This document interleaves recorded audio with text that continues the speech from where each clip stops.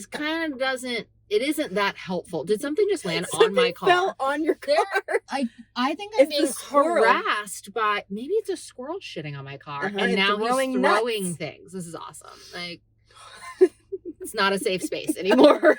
I'm not doing the seatbelt challenge anymore. Oh my God. I'm scared. Welcome to BustmobTV. In the spirit of living our life with intention, me and Gretta Nance found some time in our day to pause, grab some coffee, and chat about what's going on inside Bustmob. We'll answer some questions, spend some time with a special guest, and share ways to be more intentional in your daily life.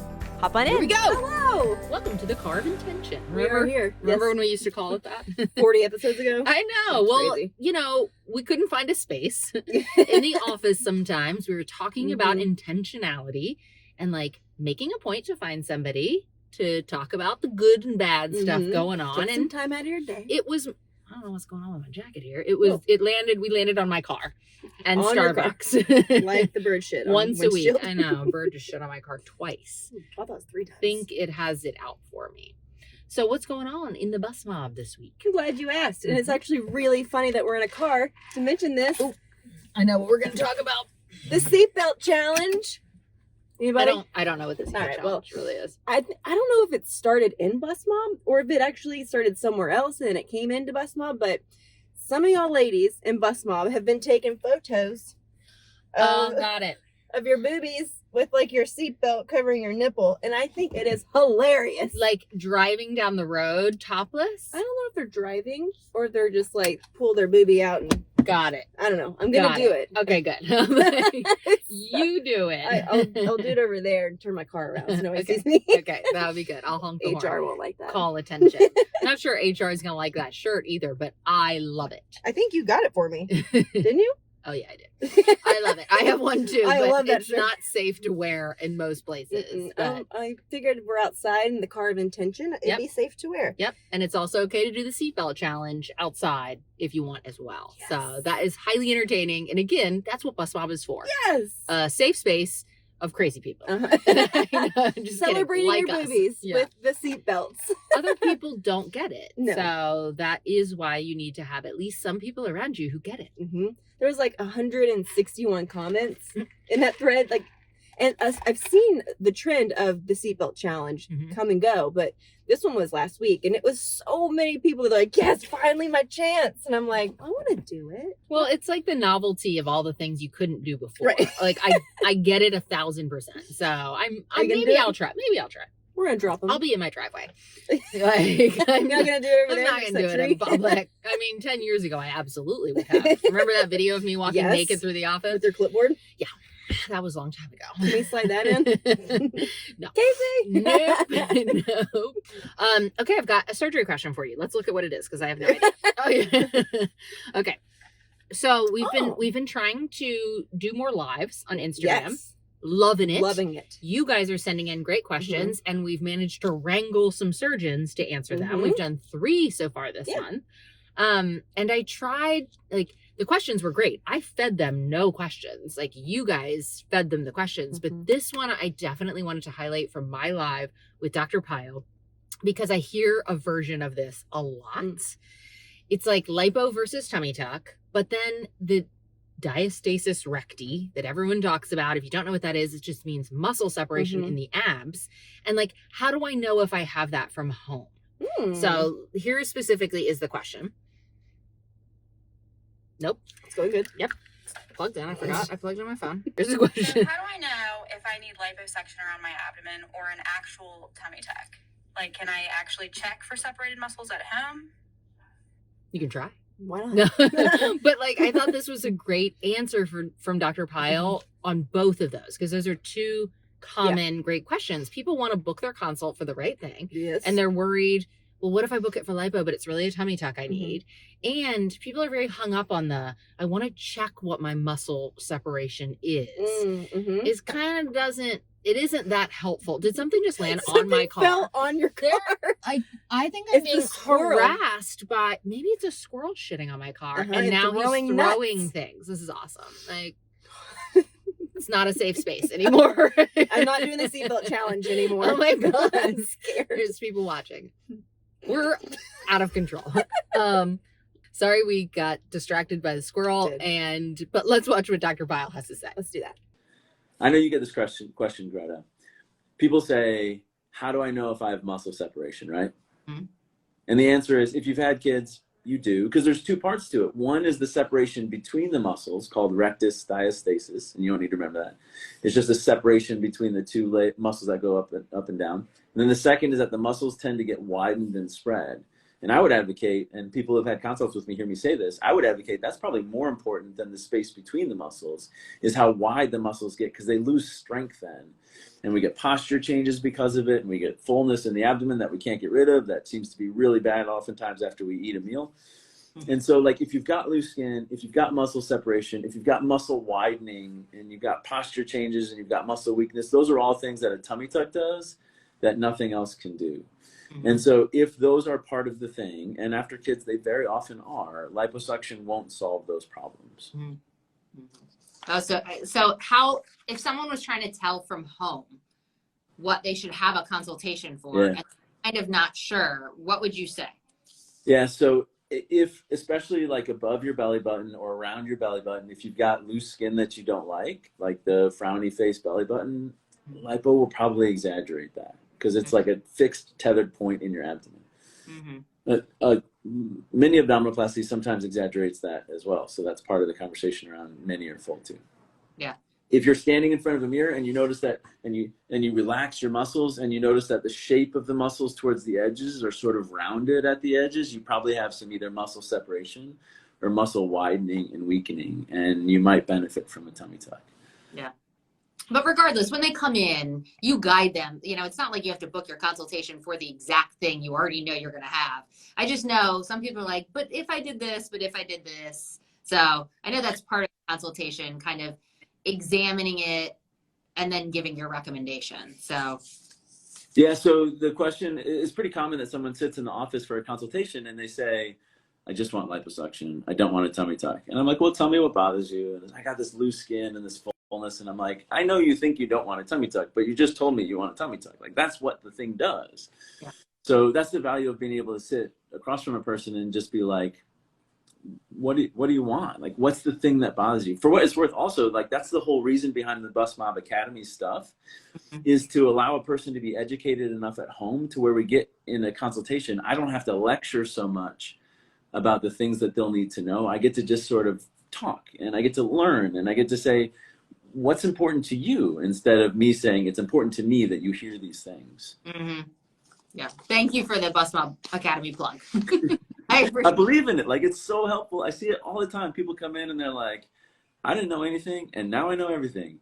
And they're not lying. Like, I'm to some degree, like, my job is to be a guide, and it's really fun to guide people who know a bunch of stuff. Yeah. Yeah. No one wants to be like caught off guard or get talked over in a consultation. So I am glad that we keep putting emphasis on before the consultation and educating people. So that was a great example of the difference between the two, because I wouldn't have known. Yeah. But where would someone go to watch a live with Dr. Pyle? Oh, yeah, because there are a lot more questions on that whole thing. I saved that on Amelia's account. So you can go to amelia.aesthetics on Instagram, and it's right there. Like, I saved them all. I'm trying to chop them up and send them to people, like, and use them, because it was really valuable. Like, we don't get a lot of access to surgeon answers sometimes. They're so busy. And so that's a great space. I will drop it in the group as well. Thank you for the reminder. So question number 2. Let's see if you hit the right button. Should I pay attention? I get Xeomin for my crow's feet already, but it only lasts about 3 to 4 months. Is there anything I can do to make it last longer? Girl, you are preaching to the choir. Yeah. Don't work out, don't sweat, don't move. Oh my God. I know. That's my answer.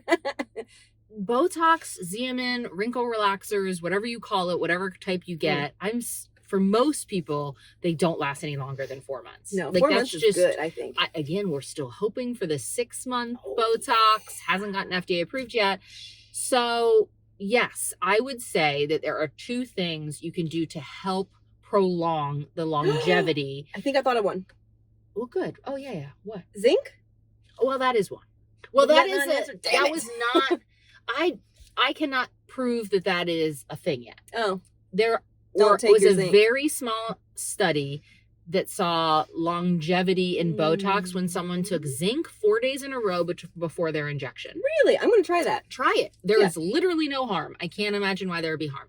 But what I was going to say is you need to be moisturizing and adding growth factors to that area. And also you need to be exfoliating that area. So I always use this as a great example. Like what Botox does, you're really a terrible student. I'm a comedian. What Botox does is stop that wrinkle, your skin from crinkling over and over and over. I mean, you know, every time you smile and it crinkles, you're like refolding a piece of paper. So when you get Botox, it lets that relax so you actually can smooth it out. But see how there's still a little wrinkle there? Yeah. Using like a retinoid and using a great eye cream will help that to flatten even further. Retinoid. So, but you cannot use, you know, Retin-A. You should not use around your eyes. It's way too harsh. So there is a retinaldehyde that I like, that is one of the only ones I found that's safe for use around the eyes. It's made by Abaji. It's called Retivance. I like formaldehyde. So did I say formaldehyde? No, oh shit! I'm like it. Now I can't even think of what I was saying. It was a hard word. Retinaldehyde. Retinaldehyde. Not formaldehyde. You can use that around your eyes, you know, 2 or 3 times a week. I wouldn't probably use it anymore. But then I'd also use, you know, I used that this morning. Good eye cream. You need to be boosting up that area with growth factors and peptides and hydration and all the things, which will help it appear to last longer and make that skin plumper. So you ain't going to get anything that's really going to extend the life. If so, I would have found it in me doing it, because I've been getting a version of Botox for 18 years. Wow. And I still get those crow's feet every 4 months, but this has definitely helped. It's upside down. It's upside down. This has definitely helped. And, you know, I just got my Botox, I got Dysport. You did? Not even 2 weeks ago. I've been getting Dysport here too. Yeah, I like to spice it up. That seems to also help with the longevity of it sometimes. Have you gotten Xeomin before? I have. All seem fine. I've never had Xeomin. Yeah, remember one time I did Dysport on one half of my face and Botox on the other. I love that you did that. And it wasn't very much difference. Now, for some people, one is vastly different. So I'm like, find an injector who does all 3 and can help you work through what would be best for you, things like that. But use a good eye cream and use a gentle retinaldehyde around your eyes, not formaldehyde. So good job. So fun topic for our Wheel of Life. We've been hammering down this week. Actually, was it this week? It has been this week. Yes. It's been a long week and it's Tuesday. It's been a long week. Yeah, it's only Tuesday. We're talking about finances. Don't turn it off. Don't turn this off. We're talking about finances. Oh, I was like, what are you talking about? No. I did tune out. Just kidding. Adulting, you know, a lot of it's not fun, but it's literally necessary to living your best life. It is. So I've tried the ignore all bills, put them in a drawer, out of sight, out of mind. How's that work? work? Only works for a couple months. Yeah, and then your lights get shut off. Yeah. And I mean, that was a lot of my 20s. Like, I really was like, let's just try it. If I just don't focus on this, it will go away. It's not true. So I have found a version of Gretta's, what was that? God, I don't know. I have found a version which included the Financial Peace University class. Yes, very important. You are way into the budgeting.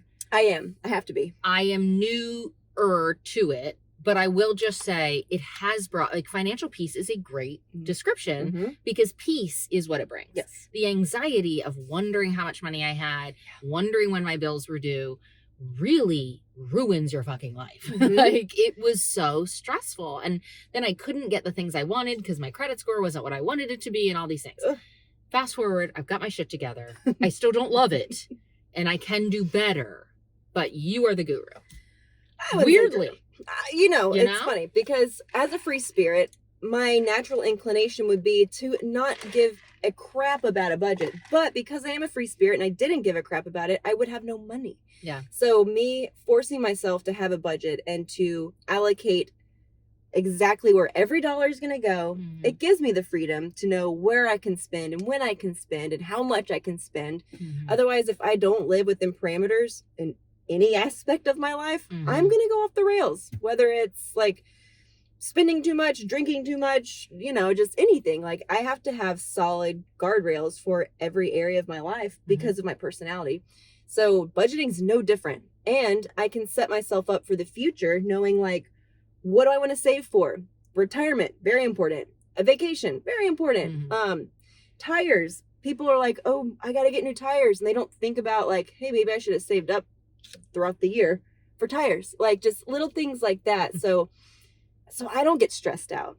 I don't know. It makes my life easier, even though I'm the free spirit.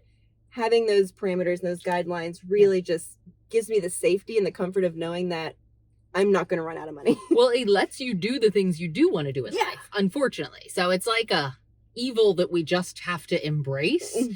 And we're here to help you. So we did a 3-part series this week, which is saved in Bustmob's Instagram. If you want to go back and watch it, you shared what budgeting app you like, all kinds of other tips. You literally helped me understand. I didn't understand where you were supposed to put your money. So you helped me understand sinking funds, and I'm going to be better. I basically live under my means, but then I just take whatever's left at the end of the month, and I'm like, I can spend it. That's not sustainable, because the tire girl, that's me. Yeah. What? Tires I need $900. I can't get one at a time. Since when? So yeah, I don't like being caught off guard. So I have made huge strides, but this week definitely has helped me to make better strides. So you guys should watch it. And if you don't watch it, I'll go ahead and leave you these 2 nuggets. Budgeting app that I have found to be very helpful is Every Dollar.